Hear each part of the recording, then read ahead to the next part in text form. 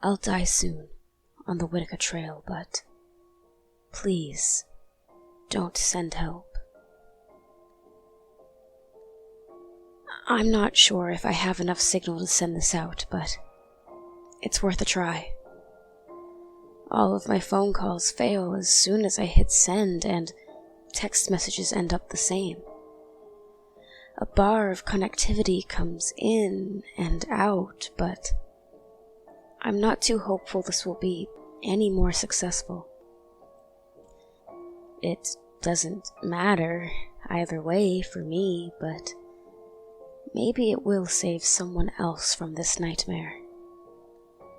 If someone does happen to read this, my name is Christopher Bush, and I was born in Holmes Hollow in western Kentucky.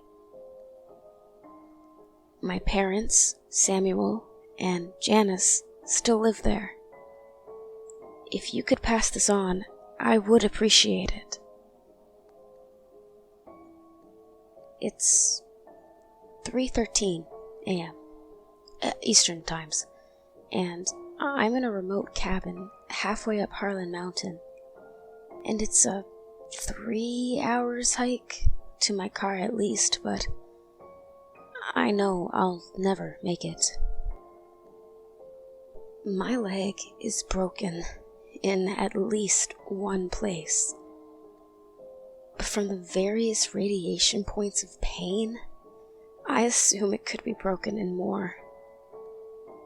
Dragging myself here sapped me of the last of my energy, so I've decided to block the door with my body as best as I'm able and just wait for the damn things to find me. Haven't heard them whispering again yet, but it's only a matter of time. It wasn't so bad when they didn't know my name, but something about them rasping "Chris" has made it so much worse. This all started 5 days ago. I left home and headed for eastern Kentucky to meet with 2 high school friends for our annual trail hike. The 3 of us weren't incredibly close anymore, but we never seemed to give up on our yearly expedition. It was an opportunity to catch each other up on the portions of our life that you didn't always share on social media. Jordan and Thomas probably looked forward to it more than I did. Jordan was finishing his medical residency, and Thomas was set to take over his father's successful landscaping company. I was a college dropout, working as a salesman at a used buy here, pay here car lot. Jordan and Thomas were both homeowners. I live above my parents' garage in a converted apartment. Jordan and Thomas were both married. My long-term girlfriend and I are taking a break until I get my priorities together. The pattern just continued that way. It wasn't their fault I was aimless for so long in my life, but sometimes it was difficult for me to celebrate their success. Nonetheless, each year we strapped on our hiking packs and explored a new trail somewhere in the great bluegrass state. Jordan was our resident location scout and had come across a trail we had never heard of called Wittika Trail. According to the little information available, it hadn't been maintained since the late 1980s. This may not seem wildly appealing to most people, but we had been hiking for so long that we began to try and find more difficult trails to increase the challenge. We had discussed section hiking the Appalachian Trail once or twice, but both Jordan and Thomas had commitments that would make that rather difficult. Finding overgrown and unkempt trails was as close to a challenge as the three of us were able to come up with.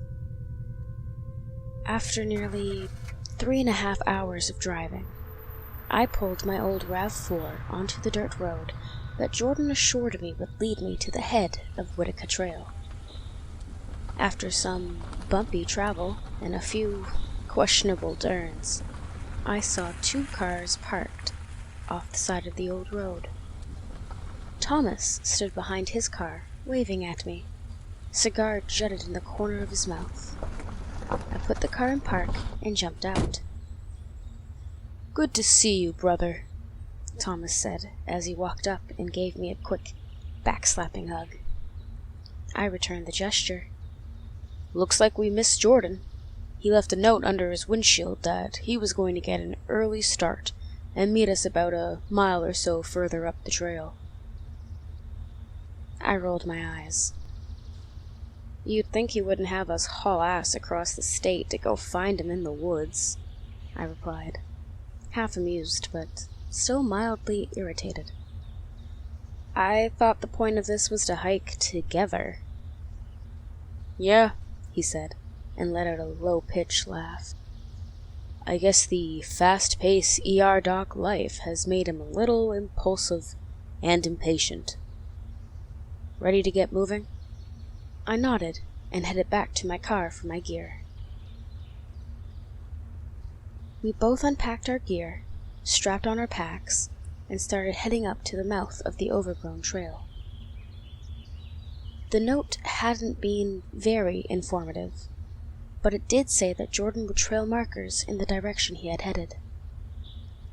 Sure enough, we saw a neon yellow trail marker on an old oak tree a few feet in. I pulled it off the tree and could see it was marked "Dissolves in Water" printed at the bottom. Good old Jordan, ever the environmentalist. I struggle to afford basic necessities from time to time, and he can afford dissolving trail markers. As Thomas and I trudged up the thin and scrubby path, we had the usual conversations you have with someone you share a long history with, but don't see anymore. How is the family? Is work going well? How is the significant other? Any new shows to binge on? Do you remember that time that Thomas shared as humbly as he could the successes he had over the past year, and I did my best to congratulate him. I shared mildly exaggerated versions of my limited successes, and Thomas always found a way to respond, in a way a proud father would. It simultaneously insulted me and made me happy to see him again. After clearing more than 3 miles of the rough trail, we continued to see the yellow trail markers, but their frequency was beginning to dwindle. To make matters worse, a light rain was beginning to fall, and would likely begin to dissolve any more markers ahead, as well as the ones behind. Jordan had gone farther ahead than he originally stated, and it was beginning to get dark. Thomas, usually patient and understanding, even began to show signs of frustration. "We should probably go ahead and set up camp here," Thomas said with a sigh. "I'd like to catch up with Jordan, but low light and the rain will make it more trouble than I think it's worth." I agreed with him, and we began to set up our tents. The rain began to increase, which drove us inside and left us to eat an unsatisfying meal of protein bars and tepid canteen water. We talked back and forth through our tents for a bit, but as the dark of night settled over us, we decided to get to sleep so we could get started early and find our over-enthusiastic friend. Settling into my sleep sack, I drifted off pretty quickly.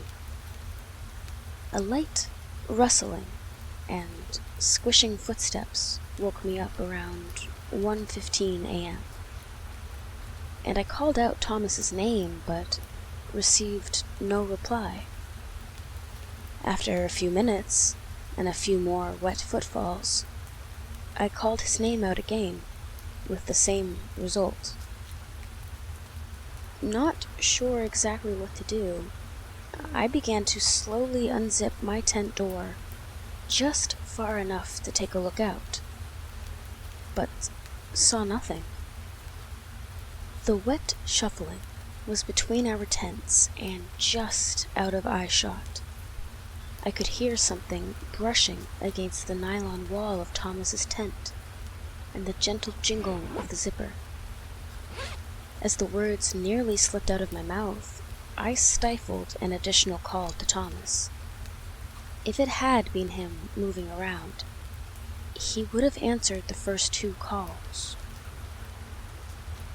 As quietly as I could manage, I removed my hunting knife and flashlight from my pack. Inching back toward the zipper of my tent, I zipped it down a few inches more, but froze when I heard the muffled steps begin to make their way towards the tree line. In a moment of complete insanity, I whipped the zipper of the tent down and shot the beam of my flashlight in the direction of the steps. My light hit the back of a man walking toward the tree line. It was Jordan. His salt and pepper hair, as well as the red cross tattoo on his calf, were a dead giveaway. "Jordan!" I yelled at him, and he froze in place, but didn't turn around. "Friend?" he croaked in a raspy voice.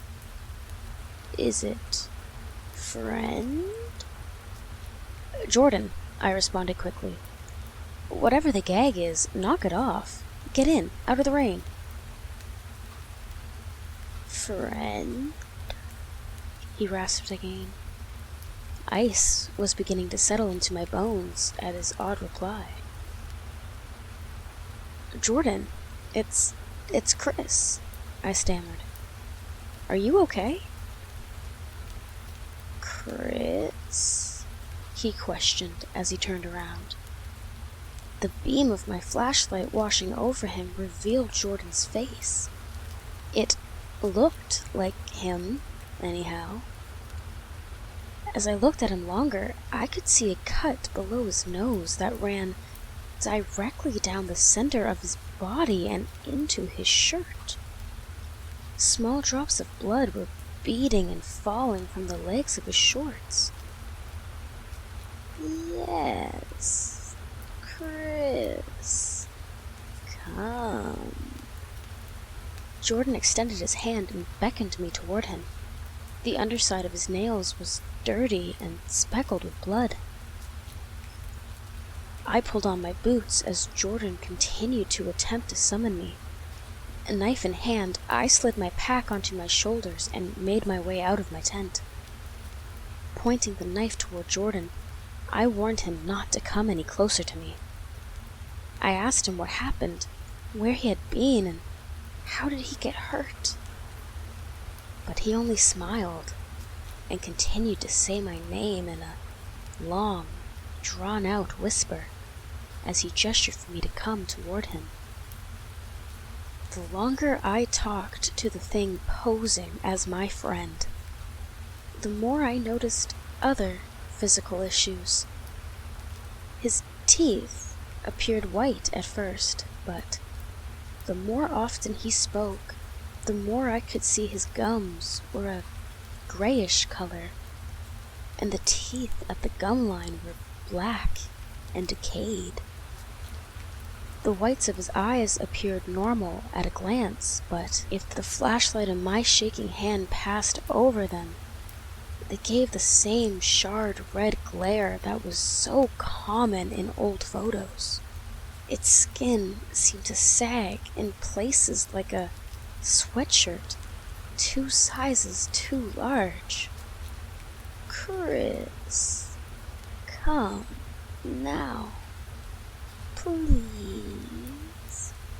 the thing implored. I knew I had to get out of here, so I began backing up while keeping the light trained on the thing that looked like Jordan. After I was about 30 feet away, I heard another set of footsteps sloshing through the deepening mud. "Friend?" Something behind me rattled out. Spinning around, my flashlight fell on what at first appeared to be Thomas.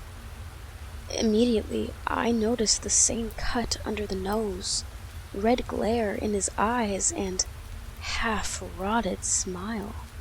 "Friend?" "No!" I heard the Jordan creature shriek behind me. "Chris!" "Yes, Chris," the Thomas creature shrieked in response. "Come." Without another thought, I began to run as hard as my legs would carry me. Low-hanging branches whipped and cut my face. A few 100 feet later, as I attempted to jump over a fallen log, my shoe made contact with the top. Tumbling to the ground, I lost my knife, but had no time to try and locate it. Scrambling out of the mud, I continued running blindly through the forest. The flashlight beam bounded up and down as I pumped my arms. I could hear two voices whispering my name, beside me, overhead, behind me. It seemed to come from everywhere at once. As I continued to bound through the woods, hearing the whispers of my name easily keeping pace, the ground began to transition from mud to what felt like pebbles or gravel. Before I could assess the terrain change, my feet began to slide out from under me as the stones shifted and I began to blindly tumble down a hill. After what felt like an eternity of flipping, slamming against the ground, and scrambling to find a purchase to stop my descent, I finally came to rest against a boulder at the base of the hill. As I made contact, my left leg made a sickening crack, and I was blinded by pain.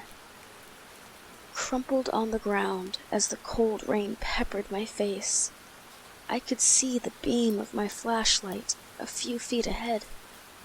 In beam was the corner of a rustic log cabin. Good choice or not, I began to scream for help. Lying helpless on the ground, I wailed for anyone inside to come help me. I cried for them to just get me inside. No reply came. After a few minutes of sobbing, I decided I had to try and make my way to the cabin. I sat up and began to drag myself backward in the direction of the cabin. As I passed the flashlight, I picked it up and tucked it under my chin. As I continued to inch toward the door, the only blessing I had come across today was that as I reached up and turned the handle, the cabin door creaked open. With the last of my strength, I pushed myself up the stairs, rolled over, and slammed the door. There was a sliding lock that I managed to knock into place before collapsing against the rough wood of the door. Here I sit, waiting for daylight or those things that look like a bastardized version of my friends.